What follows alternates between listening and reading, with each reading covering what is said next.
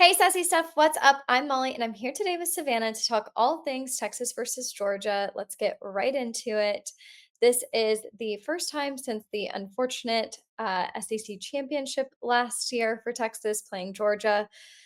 This was a team that Texas just could not seem to outsmart and beat last year. And granted, both teams are completely different this year, different rosters, different plays. I'm looking forward to this weekend. I think, as much as I love Texas, we are in for a really tough game. I don't know how you feel about this game, Savannah. I'm a little nervous as a Texas fan. I don't know if you would be nervous if you were a Texas fan, as I am right now. Oh, if I was a Texas fan, I would be very nervous. It's for a couple reasons. Number uh, one, Georgia doesn't lose at home in Sanford Stadium. They everyone's like, oh, but they lost to Bama. Georgia has a Bama problem. They don't have a lose in Sanford Stadium problem. So I'd be worried first and foremost for that. The other reason that I would be worried is that Georgia put together like a totally complete game this last week against Mississippi State, truthfully. It kind of seems like Gunner Stockton is getting better and better as the season goes along. He's finding his groove more and more. They had a great run game this last weekend. Um, and this is a Mississippi State team that Texas took to overtime, right? And so that is also deeply concerning, especially too because they rushed for like 300 yards. So Georgia can beat you on the ground or in the air. Yeah, I'd be worried if I was a Texas fan for sure. That it does make me a little nervous. I mean, seeing the game between Georgia and Mississippi State made me feel a little bit better about playing them this weekend just because it was a close game in the first half. So seeing that, I'm like, okay, maybe we could find a way to kind of outsmart this team. Overall, they do both have a pretty balanced offense. They can both run and pass pretty effectively. Obviously, Arch Manning being one of the leading rushers this season is kind of crazy to me. It's very disappointing. I mean, it's a big win for both. Like, Yeah, I think the best thing that you mentioned there is that Arch Manning is your leading rusher of the season. Clearly, he has absolutely no help on the ground, and you don't win football games if you can't run the ball. And whether that's because the running backs aren't good or the offensive line is bad, that's up for debate, truthfully. But you don't win football games if you don't win in the trenches either. And I will say that as someone who prior to the season starting said that the Texas offensive line would be one of their strengths this year, which everyone said I was crazy because they lost all these starters to the NFL, which I totally understand, but they weren't good last year either. And so I was like, well, they've got to make a step up. They've got to be better than they were last year. They're not.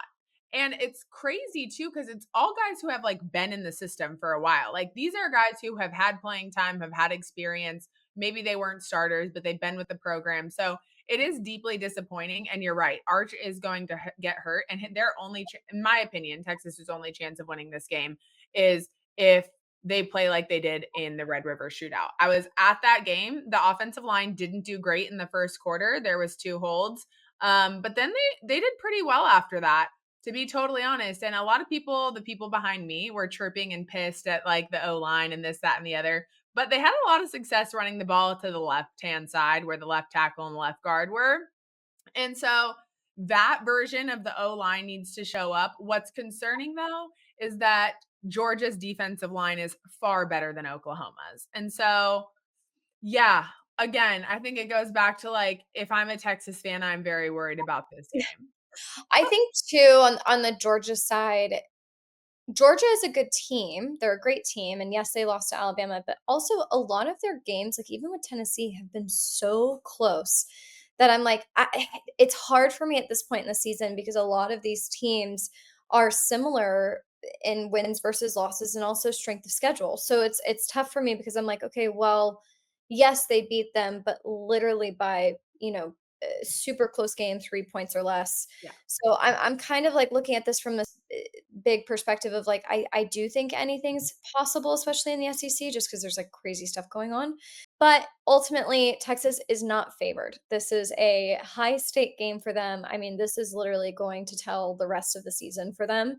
This is their biggest game of the season. I don't care what anybody said about Ohio State in the beginning of the year. Everybody's like, that's the toughest game of the year. And I'm like, no, no, no, no. No stress about Ohio State. Ohio State. Even if win or lose over the summer, I was Yeah. saying Georgia's going to be the game that kills Texas because it is such a psychological warfare game for them, and they're on the road. I mean, like, they're on the road, and this also comes down to just coaching. Kirby Smart is an intelligent man.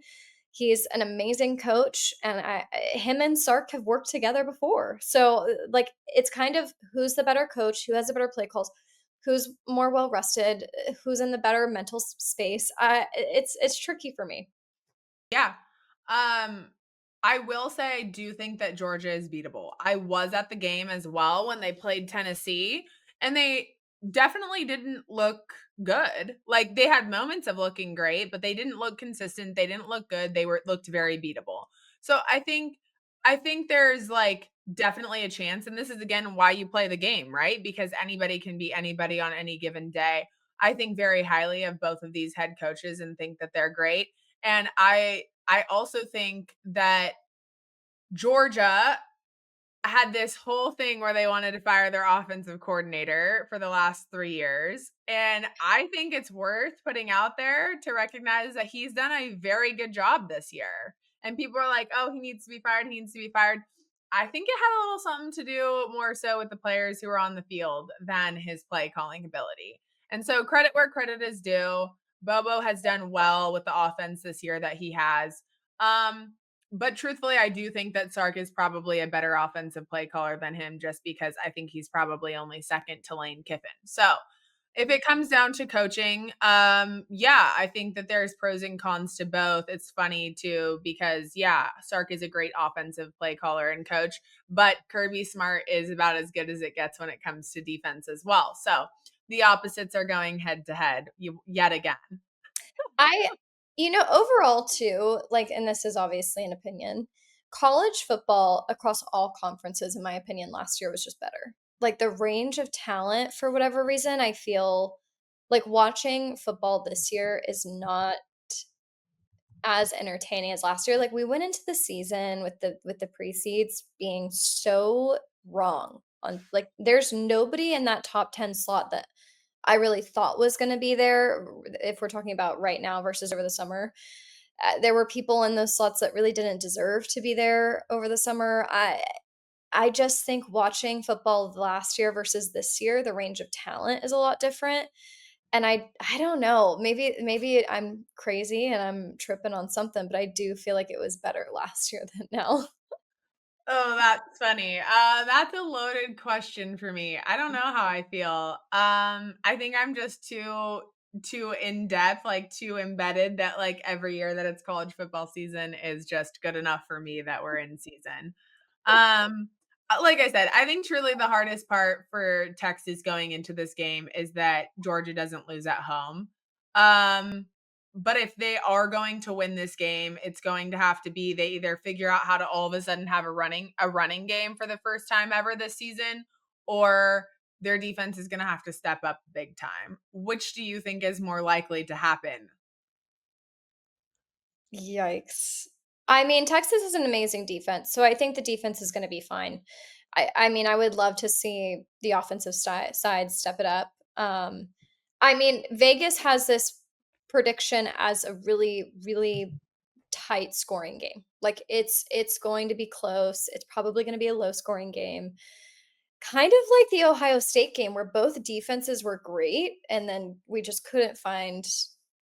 could not find a rhythm on the offensive side. So I that's kind of where I'm at. I kind of agree with Vegas on this one. I think it's going to be a really low, close scoring game, but I would love to see the offensive line just step it up in this game and show up.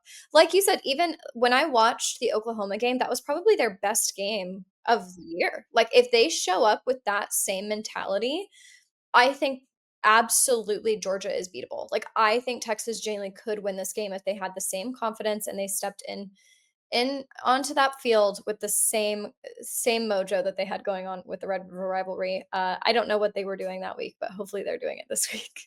No, literally, right? Yeah. Yeah, Are you um, going to the game this weekend? what? Are you getting to go to the game this weekend or no?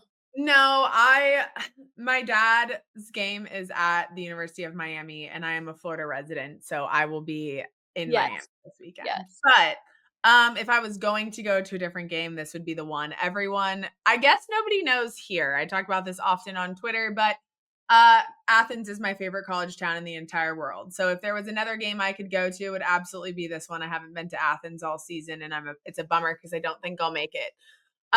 But Texas is 5.5 and a half point underdogs. Mhm. Do you think they cover the spread? Do you think that what's our thoughts on this? Oof. I mean, personally, I wouldn't be placing money on anything this weekend just because it wouldn't I don't think it could be on my own team, and I wouldn't bet on anybody but my own team, so, um, I'm nervous, like, I really don't think they can, so we'll just have to see. I mean, Vegas says Georgia. Yeah, Vegas isn't always right. I nope, don't know about these little sheets that they've got going on. I I could see Texas having too many turnovers. I I could also see Georgia not being able to move the ball, so I don't know. yeah. No, totally. Like I said, when I watched Georgia play, granted it was a lot earlier in the season. I guess the Texas game was too, but Georgia absolutely looked beatable against Tennessee. Matter of fact, they probably should have lost that game. If the kicker for Tennessee would have just made the 35-yarder in regulation, they would have lost the game. Um, so I do think there is a version of Kirby Smart's Georgia that is very beatable. If that version shows up, I think it fares well for Texas fans this weekend. I just doubt that that version will show up in Sanford Stadium at home. And correct me if I'm wrong, but this is a night game, right? Mhm. Mhm. Yeah. It's like the prime slot of Yeah. the day. I mean, if Texas can sustain long drives and keep Georgia's offense off the field completely, they do have a chance. Like you just said, I think they are a beatable team. Obviously, Alabama beat them. That was I was actually hoping that Alabama wouldn't have won that game, so that's, like, funny to me that am basing all of this off of Alabama, but like you said, it might really not be a Georgia problem, but Georgia just has an Alabama problem. Um, but at the end of the day, like, if Georgia is able to control the line of scrimmage, I mean, they're winning. Yeah. So it's a tough one for me being a Texas fan because I just have low hopes. High expectations, low hopes, you know? Yeah. Yeah. Totally. Totally. Yeah, I say it every week in and week out. Football games are won in the trenches. If you win in the trenches, you win college football games, and that's pretty much the bottom line. And I think this game will come down to it truly if Texas can stop Georgia's rushing offense. I think they also have a chance, but we Mhm. shall see. Like I said, they just put up 300 yards on the ground to Mississippi State, so it's questionable. Do you have a scoring prediction for this one? Oh gosh, score predictions are so sketchy to me. I'm going to be honest. I can say this. I think Georgia wins and I think they cover the spread. I don't think it's like they destroy Texas. I think Mhm. 5.5 is a good spot for the spread right now. I would probably bet Georgia minus 5.5. What about you? I have to say the same. I mean, I would love to see an upset. I love any upset. I don't care who the Same. team is. I think when an underdog in any sport is able to overcome and win, I think it's great. That's kind of why I was upset when the Tennessee kicker missed that because I kind of wanted Tennessee to win. I was watching that game live. I actually I tuned in because it was so close. Like I was getting the Yeah. notifications on ESPN. I thought, wait, they're gonna win this. And so I don't know. I look at it and I'm like, ah. I don't know. It's a tough week for me. I hope that we're able to win just because we are the underdog. I love it. Love seeing them overcome competition. But once again, it's a psychological game for them, so we'll just see. I mean, Texas is not a good mental health team, if I'm being honest. That's really their problem. Like, that last season, that was their problem. The season prior to that, that was their problem. They really couldn't get over a few things, and so we'll see. I mean, but Texas is decent on the road, so we'll have to see. Yeah, absolutely. Any final thoughts about the game before we sign off? Prayers, that's all I can say. I'm praying for Texas, praying for, the safety of Arch Manning. I actually thought I pondered this a few weeks ago. I was like, 'cause he did get hit pretty hard and he was kinda, like, limping off the field, and, Yeah. I think was it the Florida game? I don't remember which game it was. It was Yes. not that long ago. And I remember thinking, "Who's our backup?" Like, I actually couldn't, because last year when Ewers was playing, obviously the backup was Arch, so everybody was like, "It's fine if Ewers is hurt because Arch Manning's here." But this year I'm like, "Wait, did we spend all our NIL money on Arch? Like, is there a decent backup on this one? I don't know." Yes, I am always with you on the side of praying for players' safety and no injuries because there's nothing. I think that that's one thing that us as the college football community can agree on is that like injuries are just not the vibe. Whether it's your team or not, we're never rooting for injuries. We never want players to get hurt, and we are always praying for their safety. Mhm. Yeah, it should be a very exciting game. I can't wait to watch this one. My dad's game is before it, so I will be tuning in live as well on TV and watch the whole thing. Probably be talking about it in the girls group chat, right? But that is our preview to Texas at Georgia this weekend in Athens in Sanford Stadium in primetime slot at night on SEC stuff. Bye guys.